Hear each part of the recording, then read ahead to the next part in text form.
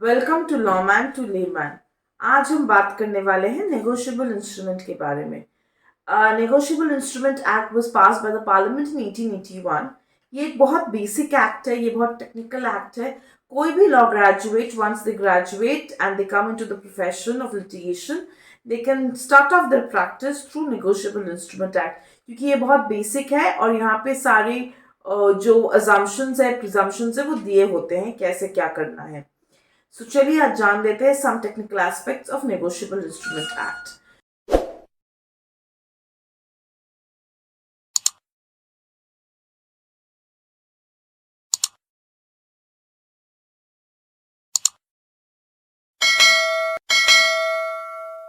What is Negotiable Instrument Act? As the act suggests, negotiable, which means that it is a transferable right, and instrument is a written document. So, in itself, we can understand that a right which is transferable in nature by virtue of a written document. So, कोई भी written document के तहत A B को कोई right अगर transfer कर रहे हैं तो वो नेगोशिएबल इंस्ट्रूमेंट एक्ट के परव्यू में आते हैं। Now there are certain kinds of documents or instruments which come under the purview of negotiable instrument act. तो जान लेते हैं क्या है वो। So broadly we can classify four things which comes under the purview of negotiable instrument act. As per the act, since the act came in 1881, आज के ज़माने में हमारे जो मॉनिटरी लेन देन का संपर्क है एक दूसरे के साथ बहुत इवॉल्व हो चुका है और पुराने ज़माने की तरह नहीं है। आजकल हम फ़ोन के तहत एक दूसरे को पैसा भेज सकते हैं, चाहे जीपे यूज़ करके या फ़ोन पे या कोई भी यूपीआई यूज़ करके। सो देर इज़ ऑल्सो कॉन्सेप्ट कि हम कोई भी लोन लेते हैं और बैंक में हम एक फॉर्म जमा कर देते हैं और ऑटोमेटिकली हमारा मंथली जो ईएमआई है वो बैंक से कट जाता है। उस फॉर्म को हम बोलते हैं इलेक्ट्रॉनिक क्रेडिट सिस्टम, ईसीएस, और वो आता है ई नैश पेमेंट के द्वारा, इलेक्ट्रॉनिक नेशनल ऑटोमेटेड सिस्टम के द्वारा, and that is governed by RBI.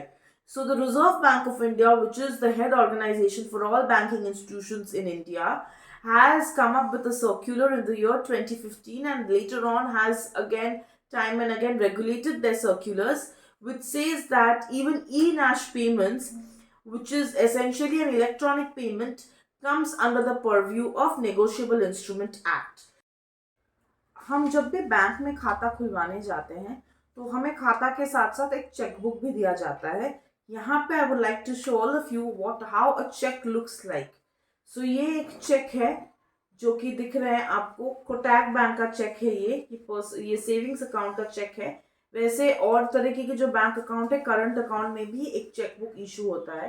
सो इसमें बैंक का नाम है, ब्रांच लिखा है, इस साइड जो आपका राइट हैंड साइड कॉर्नर होगा वहां पे डेट, मंथ और ईयर मेंशन है। फिर लेफ्ट हैंड साइड यहाँ पे लिखा होता है पे, यहाँ पे जिसके नाम पे आप पैसा देना चाहते हैं उसका नाम लिखना होता है, कितना अमाउंट वर्ड्स में लिखना होता है, इस बॉक्स में हमें ये लिखना होता है अमाउंट इन न्यूमेरिकल्स। फिर जो दे रहे हैं, जिसका ये खाता है, जिसके नाम पे ये चेक है, वो यहाँ पे अपना सिग्नेचर डालते हैं और इसको क्रॉस मार्क कर देते हैं, जिसको हम बोलते हैं cross cheque. So this check will come under the purview of Negotiable Instrument Act once it is being issued. So हमने सीखा है फर्स्ट जो कि है e-nash payment, then second is a check, then third is promissory note. So promissory note was a medium of monetary exchange in the earlier times. आज के ज़माने में promissory note का महत्व इतना नहीं रह गया है. That is, promissory note also was a written document. It had an unconditional mode of paying the money to the other person, and it's used to be written. It's more like a check, जहाँ पे check में भी हम number लिखते थे तो promissory note में भी हम अमाउंट लिख के देते थे. तो ये 3 चीजें हैं, अभी ये 4 चीजें हैं जो नेगोशिएबल इंस्ट्रूमेंट एक्ट के तहत परव्यू में आता है. अब कुछ और चीजें हैं जो नेगोशिएबल इंस्ट्रूमेंट एक्ट के तहत नहीं पड़ता है. वो चीजें क्या है वो एक बार जान लेते हैं. Currency notes does not fall under the purview of negotiable instrument act. ये जानना हमारे लिए बहुत ज़रूरी है, क्योंकि आमतौर पे अगर हम दो दोस्त एक दूसरे को लोन दे रहे हैं और कैश में दिए हैं, so in that case the other friend, supposingly A ने बी को कुछ लोन दिया है कैश के रूप में, मान लेते हैं 10,000 रुपए दिया है, बी ए ने लोन दिया है बी को, ए जाके कोर्ट में ये नहीं बोल सकता कि क्योंकि मैंने ये करेंसी नोट्स दिए हैं, this matter will fall under the purview of Negotiable Instrument Act. No, he can go file some other proceedings as per law, but he cannot come and say that this falls under Negotiable Instrument Act. Second, money, post office money orders जो होते हैं वो भी negotiable instrument act के तहत covered नहीं है। इसके अलावा हुंडीज और टर्शरी बिल्स भी कवर्ड नहीं है। चलिए आगे बढ़ते हैं और जान लेते हैं कि चेक्स कितने प्रकार के होते हैं। सो इट्स इम्पॉर्टेंट, जो चेक हमने दिखाया है, so it's important to know who is the drawer and drawee और the maker and holder of the cheque. ये जो पे लिखा है, ये पे के बगल में सपोजिंगली मैं लिख देती हूँ नाम XYZ। मैं लिख के आपको दिखाती हूँ। सपोजिंगली मैं ये चेक किसी XYZ व्यक्ति के नाम देना चाहती हूँ for an amount of say supposedly rupees 2,000.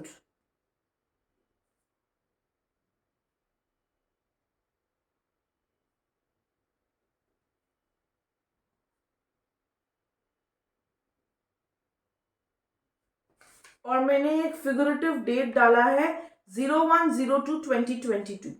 सो ये जो XYZ पर्सन है ये बन जाएंगे होल्डर ऑफ द चेक। और यहाँ पे जहाँ पे सिग्नेचर है, अगर मैं यहाँ पे अपना सिग्नेचर डालती हूँ, so I become the maker of the cheque और the drawer of the cheque. So a person who is making the cheque और drawing the cheque becomes the drawer of the maker of the check, and the person whose name is written here, जिसके नाम पे ये check बनता है, वो बन जाते हैं होल्डर या ड्रॉई ऑफ द चेक। और हमें एक और चीज याद रखना है, चेक या ई नैश के केस में हमेशा कोई ना कोई बैंक इन्वॉल्व होता है, because bank is the ultimate person who helps the other person in recovering the money, because ये खाते में ही पैसा आ सकता है, it's not a cash transaction that goes on. So, Negotiable Instrument Act essentially covers banking aspects of life. इसके अलावा भी काफ़ी तरह की चेक्स होते हैं, जैसे bearer cheques, cross cheque, etcetera etcetera. अब जान लेते हैं क्या हर चेक जो भी इंसान इशू करता है एक दूसरे के लिए, किसी और के लिए, क्या हर तरीके की चेक नेगोशिएबल इंस्ट्रूमेंट एक्ट के तहत लायबल है? इसका आंसर स्ट्रिक्टली नो है। As per law and as per judgments and section 138 of the Negotiable Instrument Act, ये काफ़ी स्ट्रिक्ट परिभाषा में हमें दिया गया है कि जो भी चेक, ये जो चेक है, अगर ये चेक सिर्फ और सिर्फ लीगली अक्रूड डेट यानी कर्जा या लायबिलिटी के डिस्चार्ज होने के लिए इशू होता है, तो ही ये नेगोशिएबल इंस्ट्रूमेंट के पनिशमेंट के तहत आता है, which is that if the check is issued only to discharge debt, कर्जा या liability, only then if it bounces, then the holder of the check can make the other person liable for it. अगर ऐसे ही gift के तौर पे दिया गया हो या फिर any other purpose other than liability or debt, then the holder of the check cannot make the maker of the check liable for issuance of such check. So this aspect, debt or liability, is very important as enshrined in section 138 of the Negotiable Instrument Act. अब आगे चल के जान लेते हैं कि चलिए ये तो तय हो गया कि या डेट या लायबिलिटी के ही चेक इशू हो सकते हैं। कैसे तरीके की डेट और liability? All sorts of debt और लायबिलिटी, इंक्लूडिंग अगर आप रेंट भी दे रहे हैं तो वो भी नेगोशिएबल इंस्ट्रूमेंट एक्ट के जो पीनल प्रोविजन है सेक्शन 138 उसके तहत कवर्ड है। इसके अलावा अगर आप कोई भी कर्जा चुकाना चाहते हैं, it may be a friendly loan और it may be a bank loan you have taken from a bank, then also it is covered.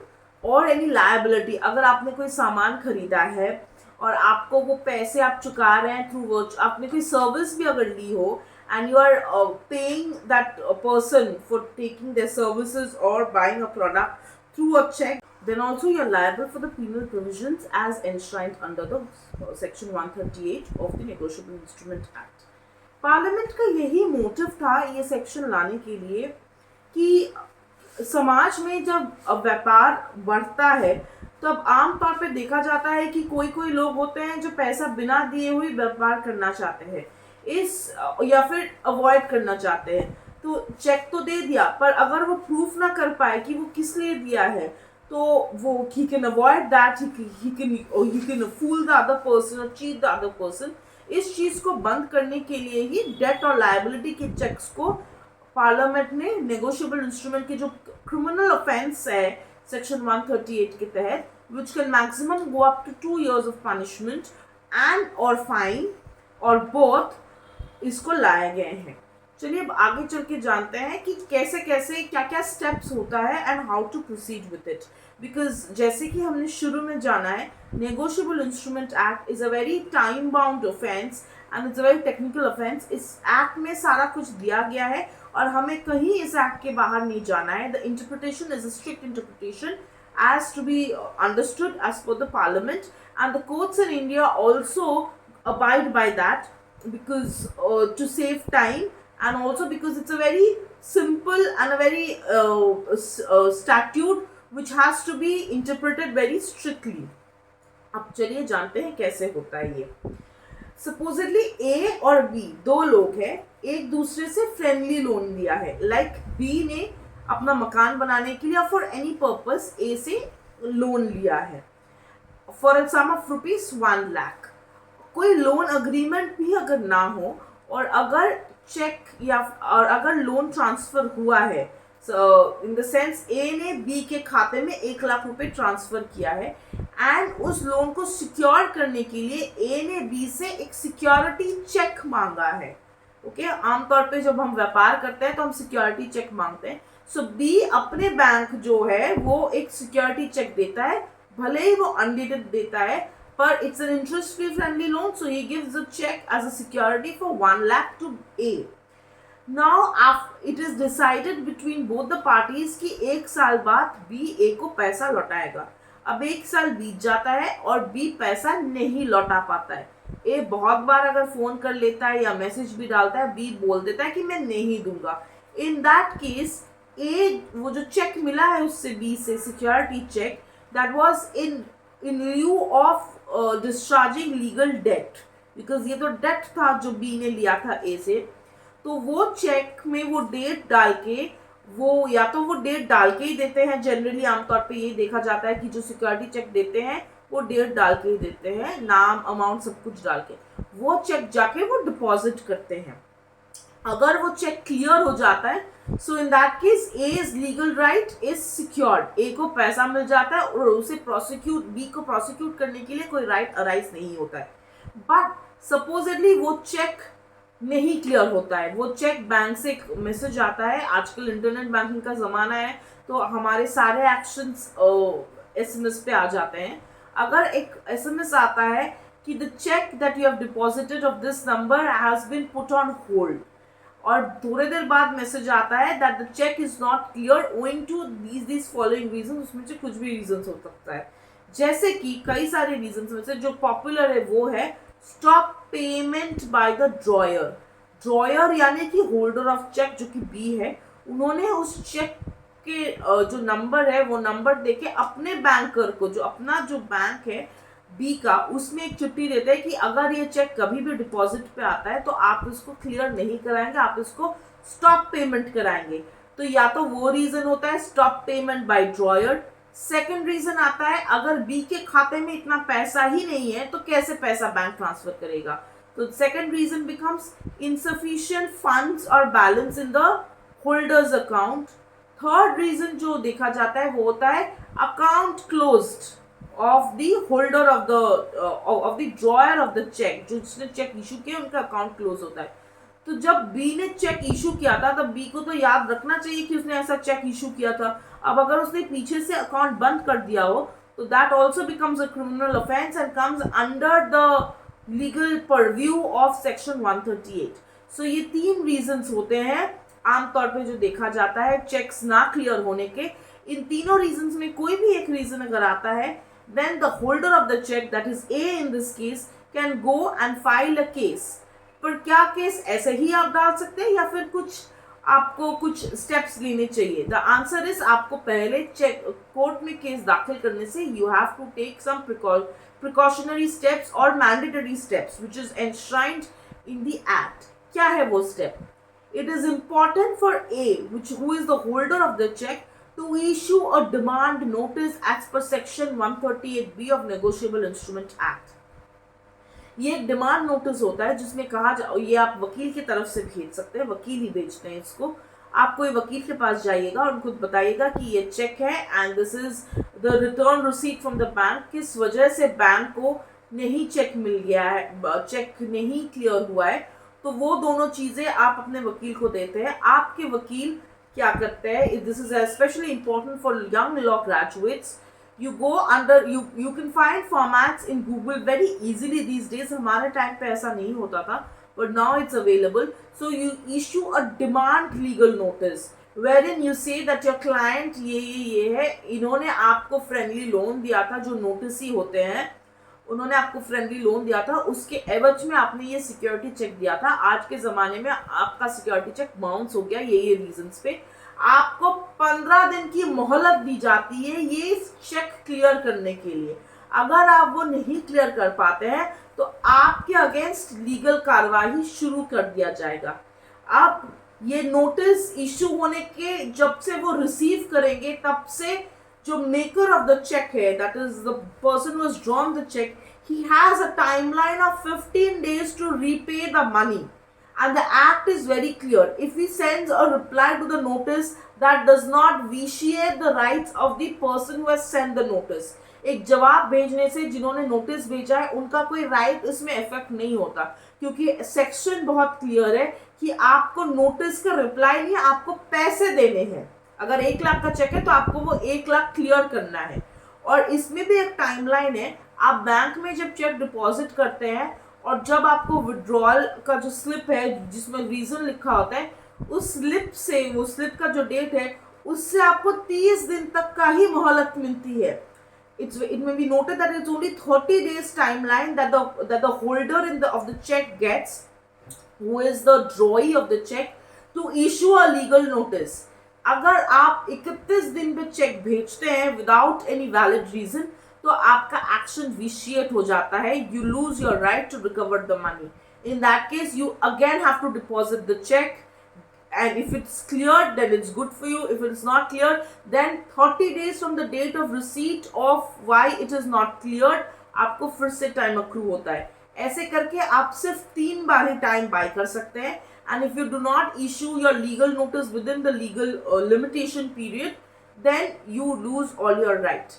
जब आप अक्यूज के पास 15 दिन की मोहलत होती है. सो इन टोटल अगर हम देखें तो 30 + 15 that is a 45 days timeline the accused gets, because accused के पास भी मैसेज जाता है कि आपके इस चेक क्लियर होने के लिए क्लियरिंग हाउस में गया है. So there's a total of timeline of about 45 days the accused or the other party, the maker of the check gets to clear the money. अगर तब भी चेक डिमांड नोटिस के बाद भी चेक का अमाउंट क्लियर नहीं होता है, the maker does not clear the amount, तब होल्डर ऑफ द चेक जो कि ए है इस केस में, वो कोर्ट जा सकते हैं. और कोर्ट जाने के लिए भी एक लिमिटेशन पीरियड है, क्योंकि ये बहुत स्ट्रिक्ट इंटरप्रिटेशन पे लॉ बना है. 30 दिन की मोहलत देते हैं. From the expiry of the 15 days, 30 days more, the complainant or the holder of the check goes and he can file a case under Negotiable Instrument Act for recovery of his legal money. जब judgement आता है, अगर प्रमाण हो जाता है कि हाँ ये चेक बैड फेवर में दिया गया था, जानबूझ के धोखा करने के लिए दिया गया था, तो पूरे चेक अमाउंट के साथ साथ फाइन भी हो सकता है और साथ ही साथ कोर्ट जेल टर्म भी इशू कर सकता है. तो ये थी the basics of how to go about and when a cheque और any electronic payment comes under the purview of negotiable instrument act. ये क्रिमिनल एक्ट है और जब भी आप चेक या ई नैश इशू करते हैं आप ध्यान से करिए, क्योंकि आपकी एक चूक की वजह से आपको टाइम तो मिलता है रिपेमेंट की, पर अगर आप नहीं करते हैं तो आपको जेल टर्म भी फेस कर सकते हैं. सिमिलरली ये तो चेक की बातें थी. In e NACH payments also, if you do not pay within the due timeline, then the person or the bank जिसका e-nash बना हुआ है, that person can send you a legal notice, and after the legal notice a court case can be forced upon you. Thank you very much.